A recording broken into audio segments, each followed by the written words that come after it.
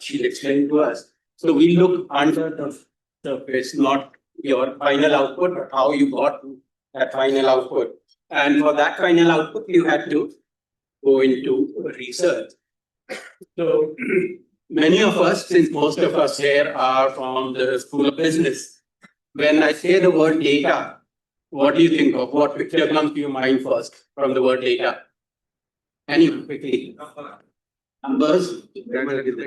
Any other few words? Graphs. Charts, numbers, pie charts, graphs, what we call quantitative data. But there's a whole world of data that's not quantitative. So can you tell us which is that other world?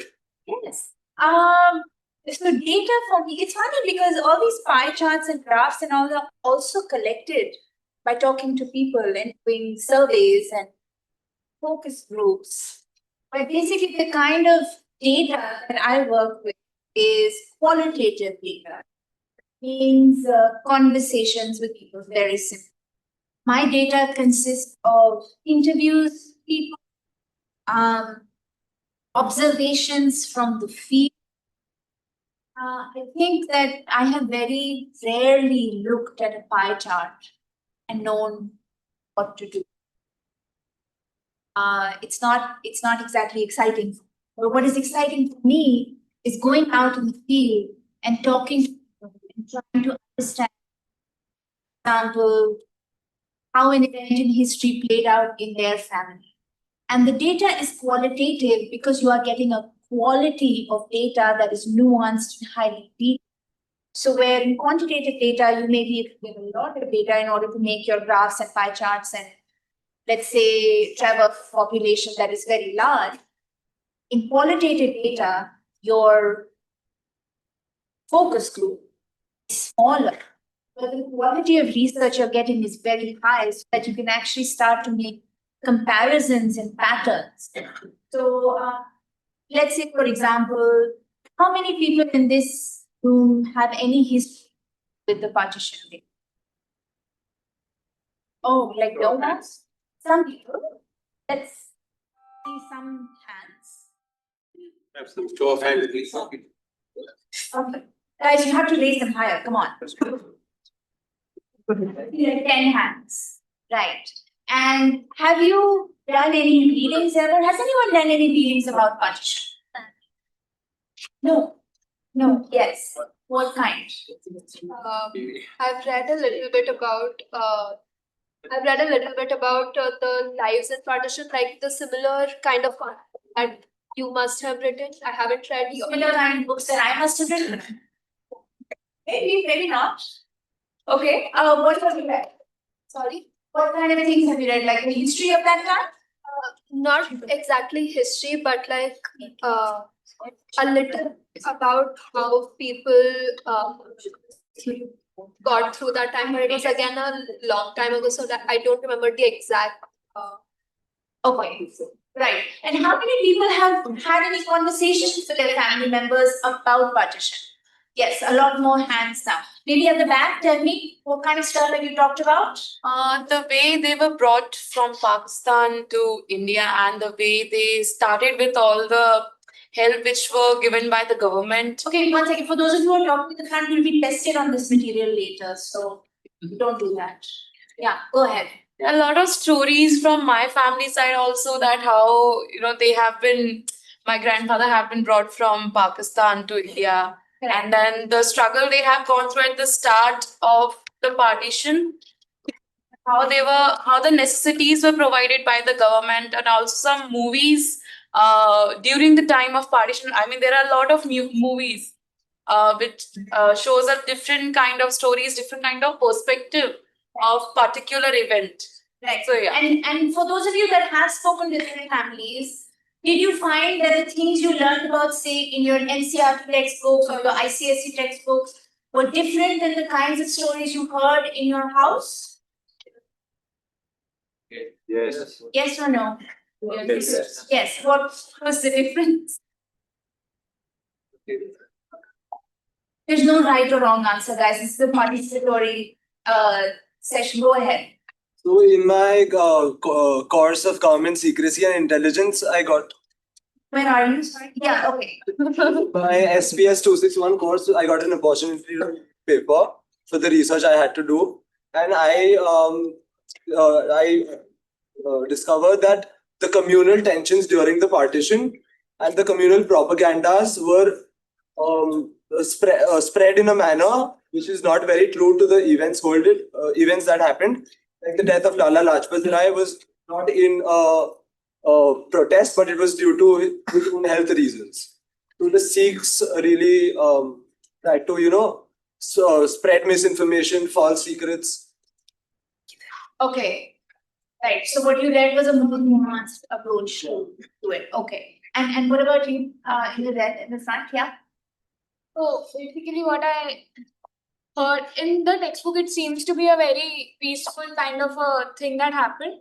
But eventually when we talk to people, it was a very there is in the textbook there is only one sentence which is written. It is like a tragic incident which happened. It should have. But when we talk to people, we really know the proper incidents that they went. Like the textbook, the gravity of the situation is not replicated or not being depicted the way that it was during that. So basically, what standardized texts have done for many generations in India and Pakistan in a different way is to reduce the nuance of what happened at the time, the complexity, the contradictions, the various political events that led to partition to a rather homogenized event. And when we speak to people, we see that there are so many divergent experiences depending on where you are from, where you went to, community, class, caste, tribe you belong to, whether you knew partition was going to happen or not. And I think for me, the qualitative nature of that information really is hinged on the person's voice. It gives importance to the voice of the person. That's what oral history does. It says that yes, the archive is very important, but my question that is, the archive is important because it's written down. But in India and countries like India, where traditional wisdom has often been passed down from family member to family member, grandmother to daughter to grandchild, that is also a kind of wisdom, that is also a kind of history, but you don't think it that's. So oral history gives seriousness and agency to the singular person's narrative. So what you read in the archive is as important as what you're learning at home. But the stories that you record as an oral historian really put the person at the center rather than the politics of that time. And all my examples are about politics. I've done 15 years of work on that subject. But that model of oral history can be applied to any historical event. So, the situation that people like me, who have kind of grown up in the world of business and management and MBAs, and many students here are studying business. Most students here are studying business, though there are psychology and a few other students here as well. To us, as they were saying in the beginning, the moment you say data, we start seeing Excel sheets in our brain. And then when we hear this kind of data, we worry about these words that people like me like to use about validity and reliability. So you've talked to 10 people. Is that statistically significant? We talk to 1,000 people, and I can say with a margin of error of plus minus 2.3%, this is what people think. But when I talk to 5-10 people or read letters in the archives of 5-10 people, we get very hung up about how is that reliable. This is what we call it anecdotes, not data. So how do you, again, a very management term, how do you project and generalize from that small? Yeah, that's actually a very good question, something I asked times. What is the validity of the things that you are recording and sharing in your work? Or how do you know if someone is telling the truth? That's also a question that's asked a lot. And one way I really term validate, because it is such an objective term, and in my world, we only deal with subjectivity. There is nuance in everything. But if you have to validate, let's say you have collected 10 interviews, but there are 10 interviews from the same area that somebody migrated from, and same area that somebody migrated to. And I'll give an anecdotal example. So I did a lot of work in a place called, from a place called Mirpur, which is now in Pakistan, in Kashmir. And a lot of the people from Mirpur migrated to Jammu and then came to different parts of the Punjab plains. But when I look in the archive, the official archive, whether it be the archives of India or the archives of Pakistan or the archive of Britain, these oral testimonies are nowhere to be found. Where they are found is the archive of the International Red Cross, which is just one mention of the town and what happened there. So it's not exactly, there's no verifiable source. What I did is I recorded, let's say, 10 to 15 families that migrated from that one city called Mirpur, India. And I wanted to see, because those stories were incredibly violent. Women were abducted, were killed. Several people were captured in this concentration camp called Alibag. And it was just horrific. The violence was horrific. I wanted to see whether that was one person's experience or was the entire belt like that. And what I found was that almost every single interview that I did of people who didn't know one another, and I did them in different cities. I did it in Jammu, I did it in Delhi, I did it in Jaipur, which is and Chandigarh, some cities where Mirpuris moved to. The stories were near identical. They were identical as to when violence started, when they migrated across the border, what the horrific incidents they saw in their family. And this really shocked me because there was no mention of this in the archive. And the only mention, of course, was the Red Cross. So then I started for other sources to verify these 10, 15 different interviews, which in itself, by the way, verify each other. But the only other place I found information is in self-published memoirs of people who had migrated from me, but they wrote in detail about the things that they saw, which is again akin to an oral source, in my opinion. So the way I do it to verify something, to record multiple stories from the same region, but your pool of stories are not going to be thousands, and you won't be able to generalize. You won't be able to say 20% of India thinks so. The only time this was done, in fact, was when India and Pakistan turned 75, and there was an independent body in Delhi that did a research project on the phone with Indians and Pakistanis, where it was a quantifiable, not qualitative research, where they basically asked, what do you think of Indians? Like Pakistanis, what do you think of women in power? This is the kind of study that was done. It was thousands of people. But for me, it is more interesting to go deep into the community in generalized things. That's more enriching for me.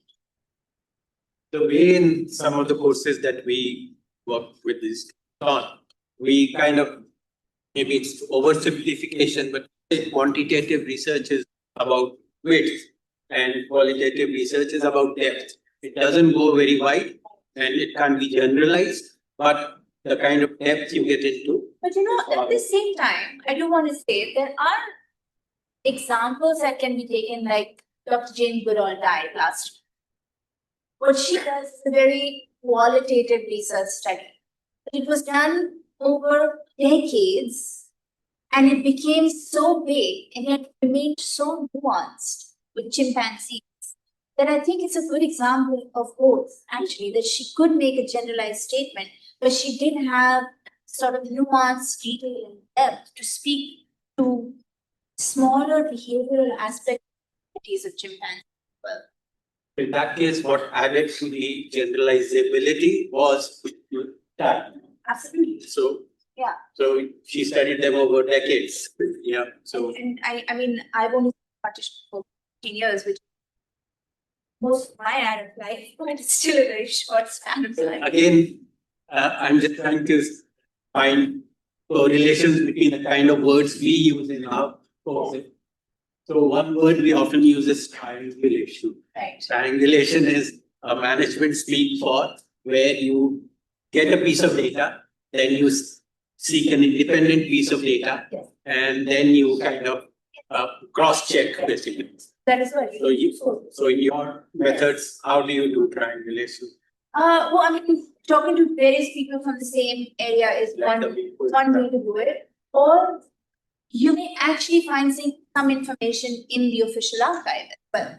So if you have recorded some interviews with people and you want to verify them, one way to look is in the archive, whether it is the National Archive in Delhi, the local archive in Gujarat, or the British Archive in Britain. Because there will be some,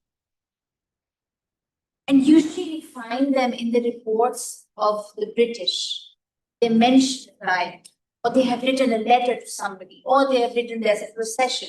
Like one of my interviewees said to me, I was born on this day and I remember because Jawaharlal Nehru rode a white horse through Anarkali Bazaar. And my father told me when I grew up that that was the day that you were born. And I said, that's a very bizarre to remember. But there is a mention of it in a letter that someone has written in the archive. So there is a way to verify. Unfortunately, this takes a lot of time. And that's why projects in oral history can take years because you want to speak with detail. That's why we usually stick to very small historical events or communities that are graspable rather than wider ethnographic projects. So we've used the word ethnography a couple of times. So we teach a version of ethnography in our courses, but so a lot of the people here in the room, including me, we are management. So for us, ethnography is not longitudinal where you live with a or a society or a tribe for decades. We do it in days and weeks. Okay, so that real ethnographers look down upon that kind of. So if someone is in the profession of marketing and they want to understand how people make tea at home, you might do an ethnography. You go to people, sit with them, spend a day with them, and see how they make tea. How much this and in what sequence are they adding, who's in the room, what's going on, what are they eating with the tea, are they watching TV? And you spend a week with 3 or 4 families and see how tea fits into. Now that's what real ethnographers would call pop ethnography. Yeah. So how do you do real ethnography? So how I would do it is I would visit a few different states where tea is prepared, possibly in different ways, make a comparison or a pattern, so that I can have a more nuanced approach to tea in India. I would also take into account where tea came from first and when, because tea is now so like homogenous to India, but many of us realize that tea is not from India and was brought by the British. Yes, in fact, I wrote this book on Indian soldiers in the First World War, and the first mention of tea that many British soldiers have this in trenches, where they get this thing called tea. And then, when tea is overproduced in India by the British and don't want it to go waste, they are marketing geniuses. So they say, oh, how can we sell this tea to local Indians who have never heard of tea? And they start giving it out for free, but no Indian wants tea. So they start giving a bun with it for free. So this is the way like marketing drink. In Punjab, let's say they started having tea. But back to your tea thing. I would spend months on the project. Right? As an ethnographer, I would spend months on the project. I would not only research in Ahmedabad, but I would do research in South, I would do research in Darjeeling, where tea is made, where tea is planted, Delhi, Punjab. And then I would make this study. But I would spend months on it, and I would start to record anecdotes about tea as well, not just how people make it, but what they eat, but also anecdotes about it. once you've done all of this research, how does it move from so the raw data for your kind of research? When we talk of research, raw data for us is spreadsheets and so on. Raw data for you is your field and photos and objects and so on. Is that the raw data? The raw data for me is a few things. It is the oral interview, which is really my primary source. I will transcribe it, which basically means listening to the typing it out. It's usually in various languages because we are a country of many languages. So I will translate it to English. Then I will annotate the transcript with my own notes. I will have photographs. I will have secondary research. I will have documents or letters. And then all of these things together comprise of data. I know many students who try to do this in projects, and I started doing this in almost all my life before I became a professor as in the corporate world. And what most people I know find very difficult about that is we get overwhelmed. Yeah. There's so much recording, there are so many photos, videos, objects, transcripts, translations. So it's not like you click a few buttons and your Excel sheet changes into a pie chart. This is very labor intensive work. So how do you go from all of those things to a story which you can write in a paper or a book? So I also get very overwhelmed very easily. But I try and think of every interview as a single unit in a larger composition. So when I finish one, I can move on to the other. And usually the thing is, because I write books based on this data, the deadline is set by me, thankfully. So I would finish one and I would usually do all the secondary research for it as well. And then I would move on to the next. Otherwise, it does get too overwhelming. In one of the books that I wrote, I had for 150 interviewees. That's a lot. And I was definitely in a frenzy. But I think for me, thinking about single things is more helpful than a very big project. So that's probably why it takes me anywhere from 5 to 6 years. Right? They have 3 weeks to be projects.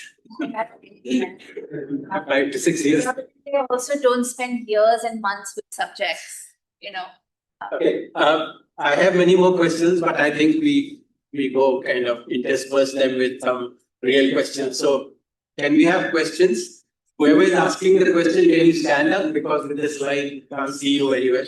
Stand up and ask the question. Should we follow somebody? Is that okay? Yeah. Okay. The girl in blue, yes, you that raised your hand. Very first go. Go ahead. Yes, you. So. Okay. Girl in blue. Okay, that's fine. You stand. Yeah, you can Go start. ahead, and then we'll go to you. Yes, the boy who is standing. No, go ahead. Okay, so the qualitative nature of the interview, the research, it might not have the dependable sources to verify. It might have a few mentions somewhere, but the nuances or the depth of the interviews might not be there. Mentioned that interviews checks for interviews. So there are 15 families, for example, they check for each other. But then my question is that they belong to one geographical area or might be one community. So their experiences or stories can be can have biases, their own ideologies or stereotypes, etc. of that particular culture. And you have to write a book for everyone. So writing those stories that might be sensitive and that might be biased or stereotyped to a particular geographical community, and writing it in your book. So how you deal with that sensitivity and that this critical part of the qualitative research and writing, That's a great especially in question. today's times. Yeah, that's a great question. And in fact, I'll take again the same example from Mirpur. So I did a number of interviews with Hindu and Sikhs who had migrated from Mirpur. And they all came up with very, very, very similar answers, even though they were situated in different parts of India. They were in Jammu, they were in Jaipur, they were in Chandigarh and different parts of Punjab. But their answers were very similar because they had all lived in the city. And they all had very similar biases. To counter that, I did interviews with Muslim Mirpuris in Pakistan. And their answers were opposite, absolutely opposite. And so much so that when one of my interviewees was answering questions, I felt like saying, that's not how it happened, because I was so used to hearing this version. And so what I did in the book, one of my books, is the Hindu, it was a Hindu interview from Mirpur, right next to a Muslim interview from Mirpur. And when you read them side by side, it really tells you the version of history depends on where you are and what ideology you have been told and what you have bought into, of course, or read or whatever. So it is very important to read things side by side, more so in the field of partition than in market research may be so tenacious, but with partition, it's very important to think of the fact that there are two sides to the border. So while I did number of interviews and different research in India, I did the same thing in Pakistan and the same thing in Bangladesh. So it became very difficult for me to not show the biases in every single area. And within those areas, of course, there are different communities. Like Punjab is not just Sikhs, for example. Bengal is not just Hindus, for example, right? So I think the diversity, oral history allows you that diversity because you also have time to spend on projects. I hope this answers the question. Yeah. Yes. Yeah, go ahead. I was asking, But you want to be a little louder. so you talked about like there are a lot of interviews that you do. There's going to be a pool of interviews, a lot of stories similar and different at the same time. So then, how do you, as a researcher, decide which stories deserve to be told and which to leave out? Question. So in my first book, it had a very narrow focus. The focus was on objects that refugees had carried when they migrated at partition from India to Pakistan or Pakistan to India. The focus was so niche that the fact that you can carry anything at all is a privilege. So I had to speak to interviewees that had, which didn't necessarily mean that they were from a certain class, but it meant that they had to have something. That thing could have been a notebook or the clothes that they were wearing, but they had to carry something. So it narrowed things down a little bit. I did many interviews over 5 years for that book. And I chose the objects that were diverse enough in terms of the physicality of the object, but also interviews that were diverse enough that I was taking into account man, woman, Hindu, Muslim, Sikh, Parsi, Sindhi, Punjabi, Bengali. I was trying my best to have it as diverse as possible. For my second book, which had nearly 130 interviews finally, I learned a lot from the first book. And I branched out quite a bit. So there were interviews from not just the communities you think of that were impacted by partition, but also Sitpur and Hyderabad, and of course Kashmir, Shillong, Kerala, different parts of India, and of course different parts of Pakistan and different parts of Bangladesh. So there I had to do a little bit of choosing. But still, I think I included 130, so it's quite good. And for me, when I do the interview, it never goes to waste because if I don't use it in this book, I will definitely find either an essay or an article or a paper that I'm going to write that I'm going to use that in. But basically, you choose based on what seems most representative to a certain landscape, to a certain experience. And that's not to say that multiple interviews won't have similarities, but it's also to say that multiple interviews will show you the diversity and nuance. So, yeah. Yes, go ahead. Yeah, so as discussed, you said that you basically, like your data, what you collected is mostly qualitative data. And I have a question about the data, same thing, that you took interview from many people each and every day. So how to trust which data is accurate? Because what we have learned from our textbook is totally different from what we are facing in today's world. So how to trust the data that has been accurate? It has been supported by some kind of document or something. and what's the accuracy level of data what you are collecting? Thanks. Okay. That's not like business speak, accuracy of data. So actually, you can say it, it's okay. The most honest answer I can give you is that you never actually know whether the data is accurate. Between like 0 to 100, say 100% accurate, 80% accurate. What you have to do when you do ethnographic work is trust that your interviewee is telling the truth. And you can only verify that by interviewing other people who have gone through the thing. So the tea example is a good one. People that lived in the community during partition is a good one. Maybe let's say people that witnessed the riots in Delhi in 1984 during this Sikh genocide is another stuff. But those are the ways in which you verify. But ultimately, you can't 100% say you can't.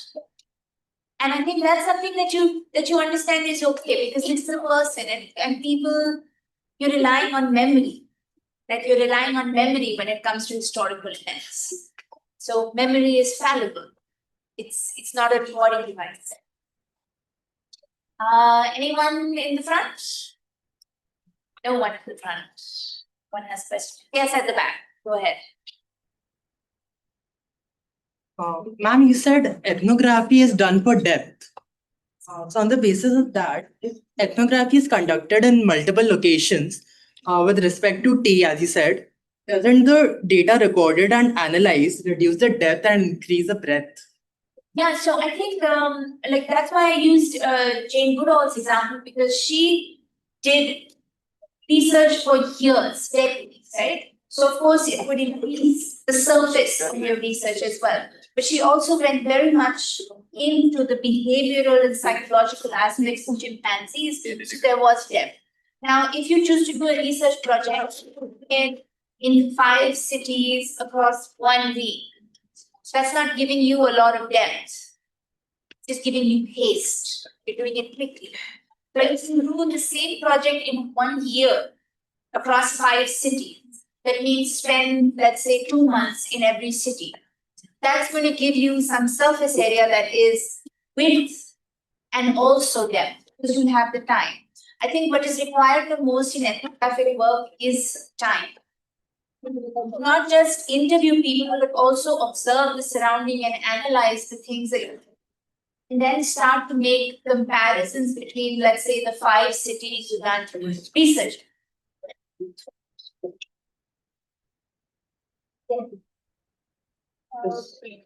Okay, then you're next. Yeah, go ahead.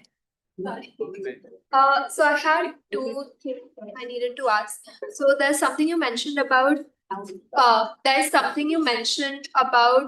going one interview to the other, like only focusing on one at a time.